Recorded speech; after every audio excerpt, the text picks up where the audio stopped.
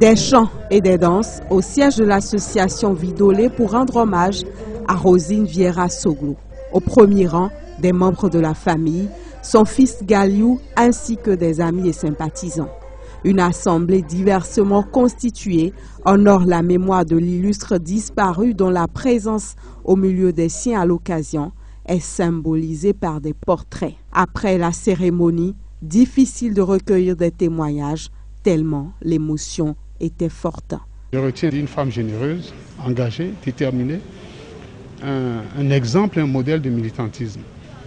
Je la revois au cours de nos manifestations, au devant, malgré son handicap visuel, malgré le poids de l'âge. Sa façon d'affirmer ses convictions, de dire la vérité, d'inviter les femmes à ne pas avoir froid aux yeux, à prendre leur place dans la société. Je crois qu'elle a été un exemple. Présents également à cette veille de prière, des anonymes, tous marqués par la personnalité de Rosine Vieira Soglo. Ils sont restés à l'extérieur de l'immeuble et ont suivi en direct tout ce qui se passait à l'intérieur grâce au dispositif mis en place. Cette veille de prière vient mettre un terme à 3 jours de recueillement et de signature du livre de condoléances ouvert ici même au siège de l'association Vidolé dont Rosine Vieira Soglo était la présidente. Pendant ces 3 jours, différents acteurs de la vie socio-politique et économique nationale sont passés laissés dans le livre d'or quelques lignes en mémoire de l'ancienne première dame du Bénin et ancienne députée à l'Assemblée nationale.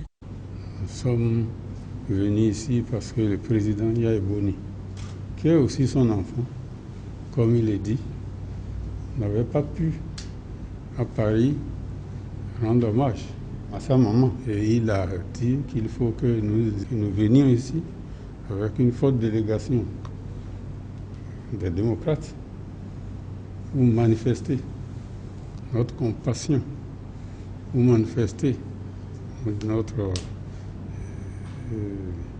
tristesse suite au décès de notre grand-maman. Au nom de la famille Sourou Migan Apiti et en mon nom personnel, j'ai tenu à écrire quelques mots dans le livre de condoléances afin de témoigner